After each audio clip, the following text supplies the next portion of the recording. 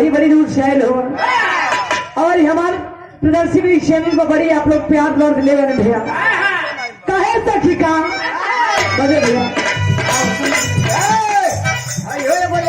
हो लेला अरे सेंटर तो बाहर अब लेंटर बाहर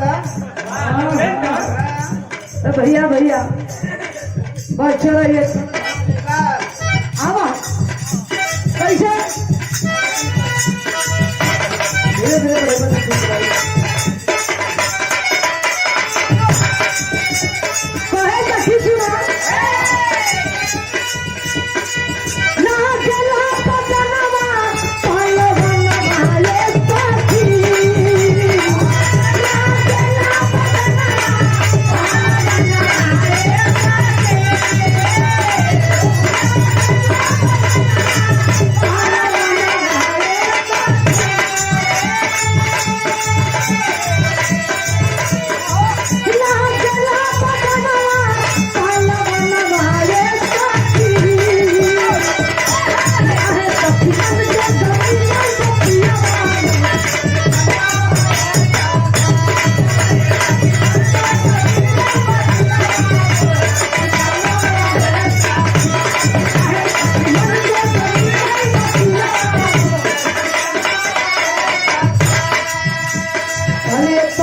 हमारे राजा जी का थोड़ा क्वालिटी चेंज है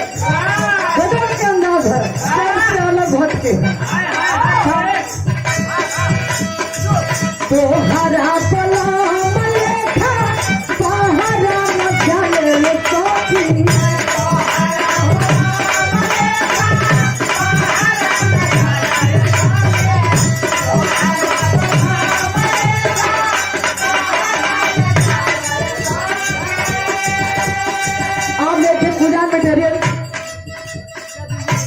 पूजा बिल्डिंग मटेरियल हमारे भैया तो से पुरस्कार कोट कोट शब्द में स्वागत वहां देखे आप लोग बीच में हमारे गार्जियन महोदय राम जतन भैया का स्वागत है वंदन है बड़ी सम्मान प्यार मिला करता है कोट कोट शब्द में स्वागत कहे सखी का तो हरा पलाम लेखा पहरा न जाने कॉफी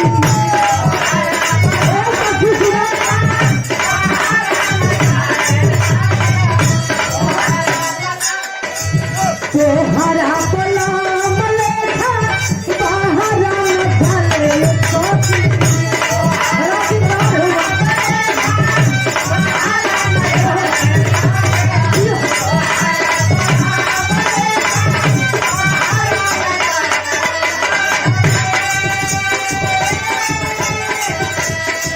दोनों बेर खाए भर गोवही कमाए कॉफी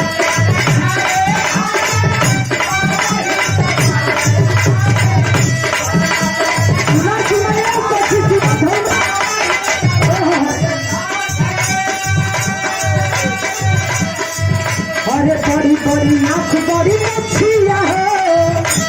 पहले तक देखो बड़ा नानी वाला मर्द का मोछ हो रहा मर्द का मोछ नहीं खूब मर्द नहीं के भैया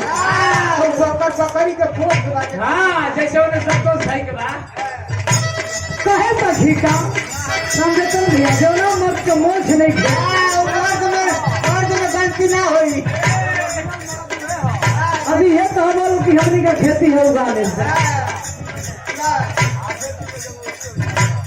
क्या कहे सखी अरे बड़ी बड़ी आँख बड़ी मछलिया है कन्या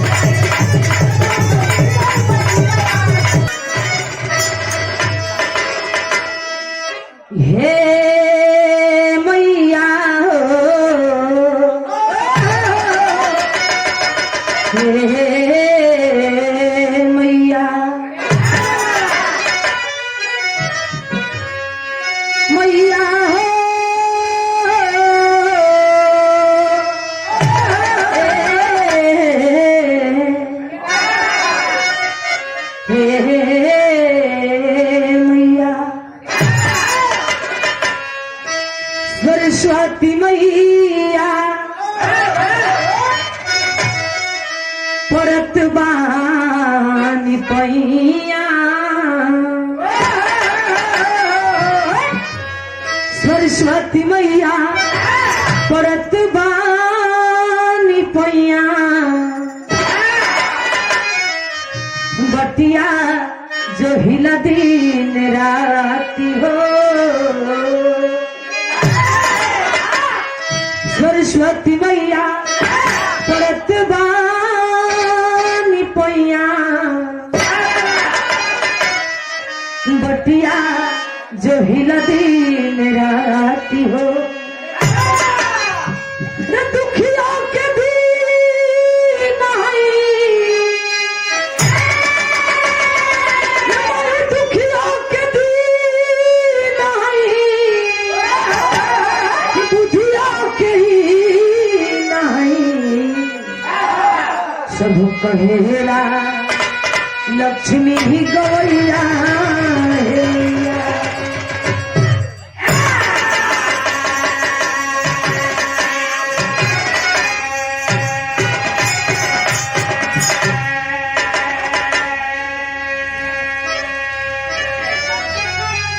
जननी तू जन जन के जननी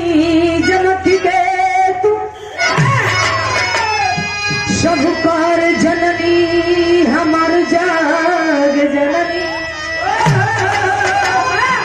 जननी हो ना जननी जोग जप ताप करे जननी न बेटू हम गवार जाग जान हो जननी तू जाना हो जननी तू जाना जन्म तुआ का चाहत बाटे नहीं कि तोहरो लहरी रे मातेश्वरी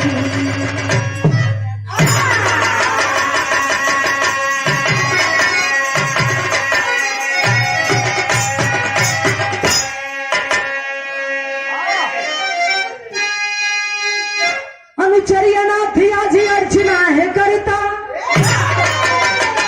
अष्टभुज अंग से अज्ञानता हटाई दे अनुपम अलौकिक अलंकार की सुशोभित अनपढ़ पंग आज दास के सिखाई दे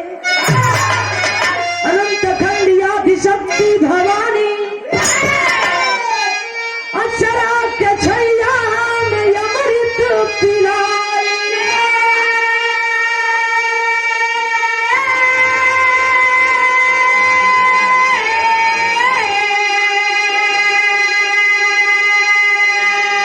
अभिलाषा दर्द के पुरा दे मायम्बे की लक्ष्मी सुरेंद्र के गीत के गवाई दे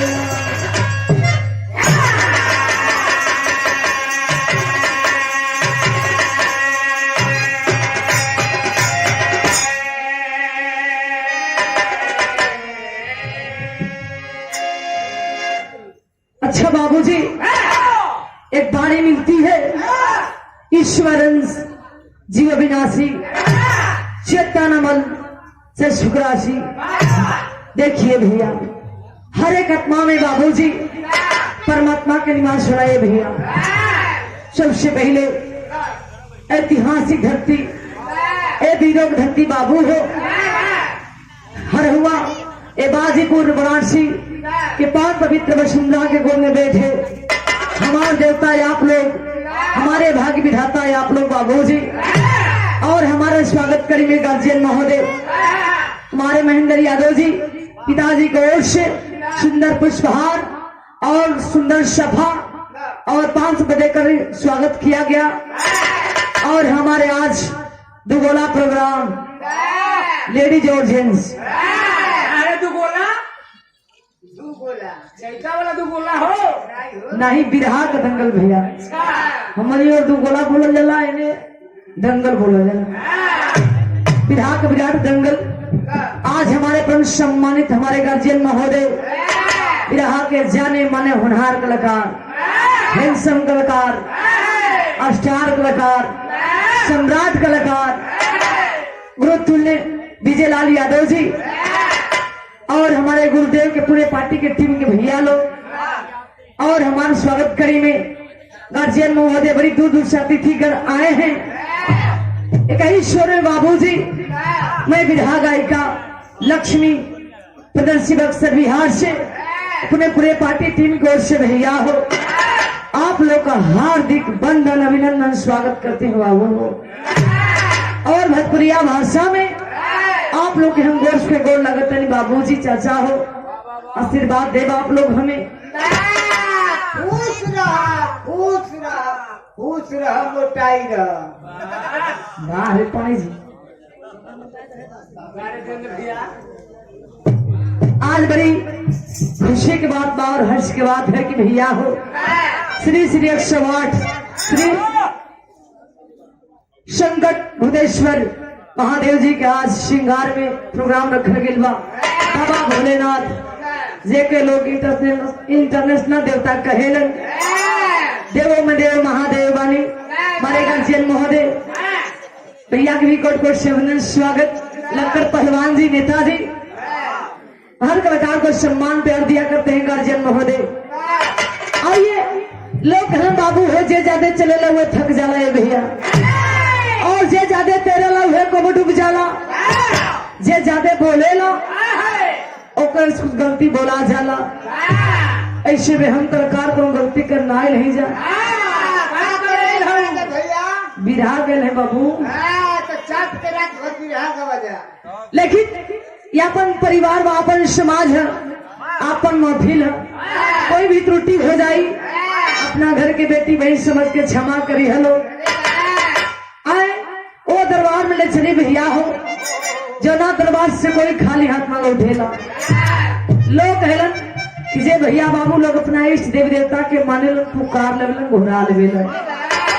आई अधम मन के पुकार है, ये बेटी के फरियाद हो माता रानी से, हे भाई जैसे लाखों करोड़ों की भीड़ में रोज गवावे लू और इससे आज भी गवा दिया। पुकार है का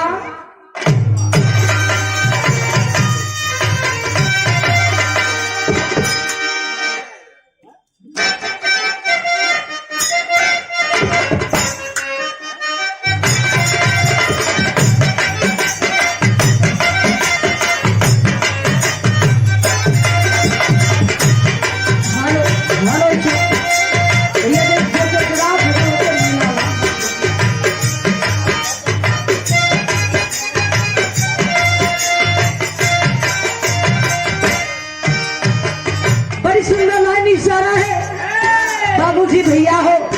हम कलाकार लोग के बनना से पहले धुन तरज गावल कोनो जरूर ना है, कोनो मजबूरी भी ना है भैया। लेकिन नौजवान साथी बदे लोग कहें कि कोनो नई नई चीज जब मार्केट में आवेला भैया बड़ा च्वाइस होला, आप लोग का पसंद होला। लोग कहें चाहे खाना होके, चाहे पीना होके, चाहे पहरावा होके, चाहे कि संगीत होके, चाहे गायक होके, चाहे गायिका होके, चाहे गायक होके, चाहे गायिका होके, ये च्वाइस आप लोग का पसंद है। कोनो बड़ी सुंदर गीत का इशारा है, कोनो हीरोइन अपना हीरो से कहे का कहे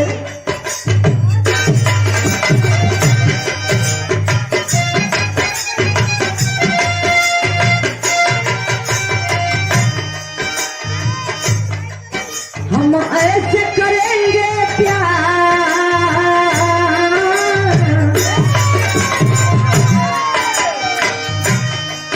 हम ऐसे करेंगे प्यार कि दुनिया याद करे, दुनिया याद करे।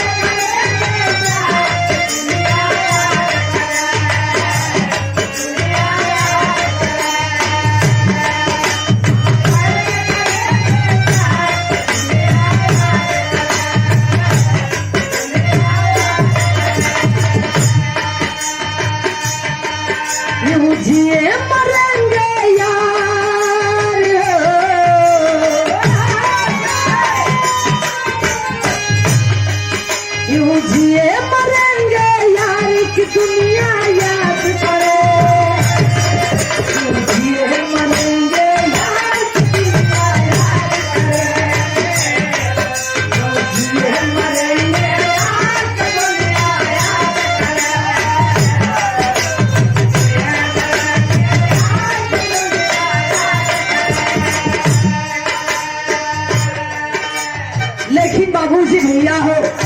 एक गीत बाधिन में एक अंशर हे माता रानी से फरियाद है, माता रानी का प्यारा भी चलो था हे माई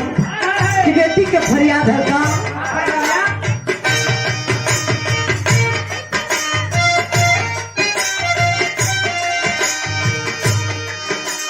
मां ममता की खांड से संसार कहे,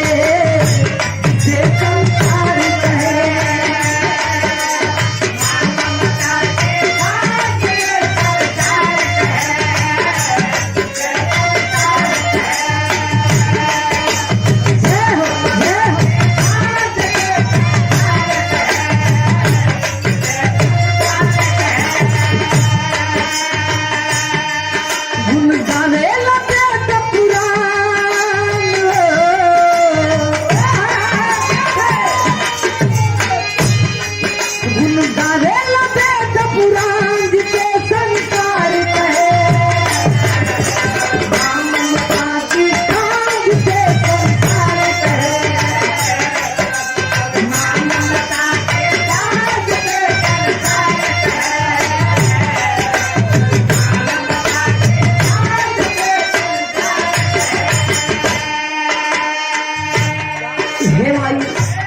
हे मातारी तू हर बात जानू है भैया,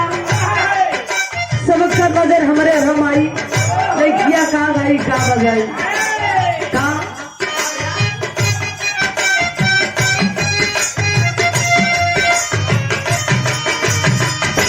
अहे बाबूजी देखे भैया हो, भावना से होती है भक्ति उजागर, भावना से होती है भक्ति उजागर, भावना से मिलती है भक्तों की मंजिल, भावना में निहित जो निस्वार्थ अर्पित तभी गीत गाता मनुष्य का हर दिन। अहे पंचम मन बड़ा धमला है भैया, मन के न माने के पड़ेगा तो कहना है का लाखों सदमा सही मई तुलार दे देली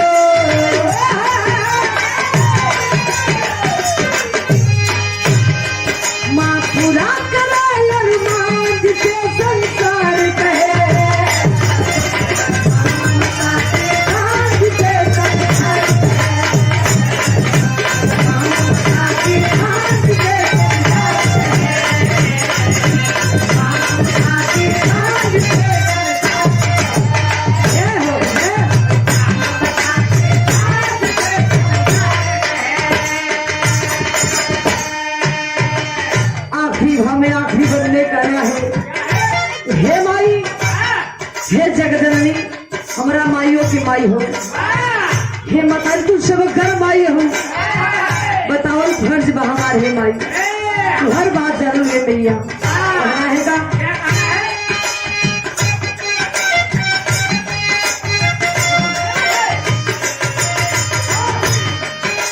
राजपुरम गुरु हबीबुल्ला हिंदू श्रीनाथ हो,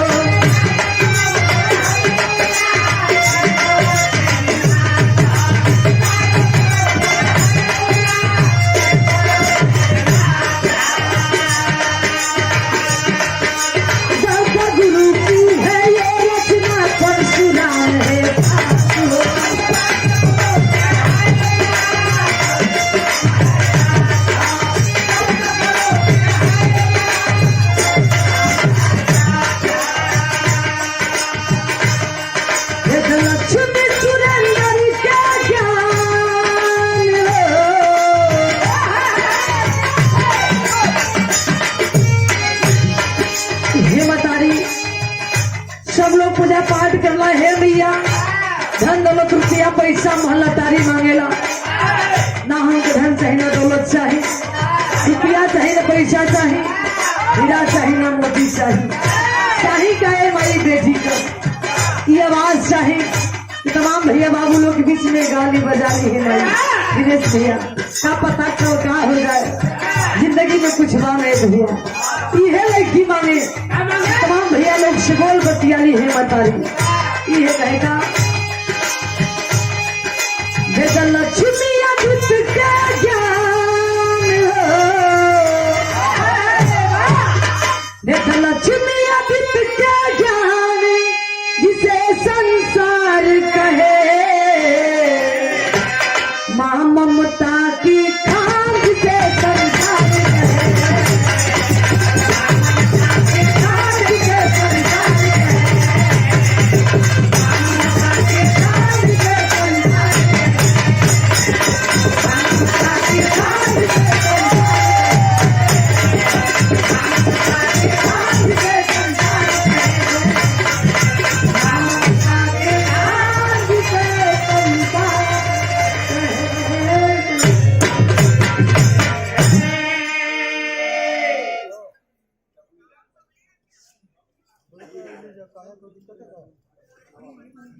आप देख सुरेंद्र यादव जी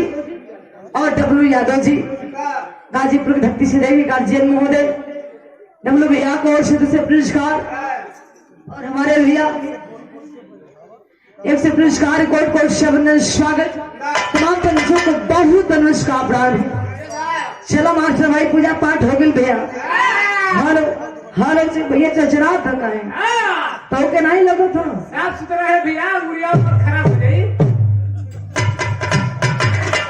हेलो यही तरह चैत के महीना बा मशीन गरम रहता यही तरह सिवान में तोरी के तू रेट करता मशीन गरम रहता हेलो हेलो हेलो से हेलो हेलो से हेलो पहला बार तकलीफ हुई घबरा मत होने की मेरी ठीक हो जाए नया नया थोड़ा दुख होला करियाले के पड़ेगा भाई धीरे धीरे हेलो वाह क्या बात है हेलो हेलो से हेलो हेलो परेशानी होला नया नया सामान में हेलो हेलो से हेलो हेलो और कितना पत्नी बढ़िया है कितना सुंदर है कितना सुंदर सुंदर लोग भी हमारे पहलवान जी भी लड़कर पहलवान जी जेना प्रोग्राम में चल देना वहाँ चार चांद लग जाए इनका अंगुरिया वही लिखे हुआ हेलो हेलो से आओ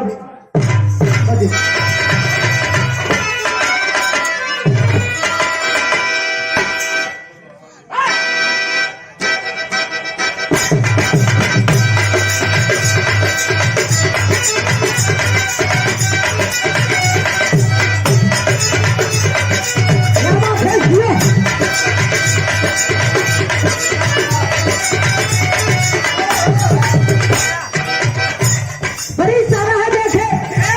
मास्टर भैया बड़ा रंगीला होने भैया कौनो दूसरा सखी जब ससुराल से नहीं हर गई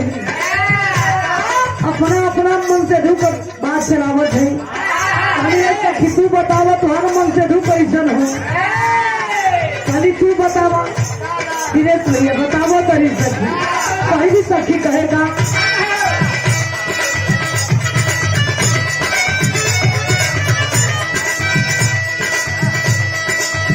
उड़ेला फर फर बहे पुरवैया हो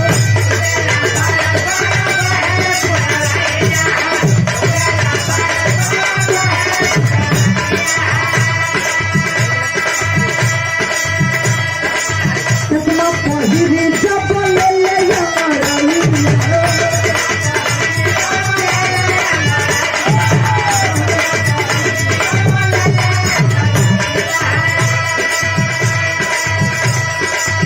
उड़ेला फर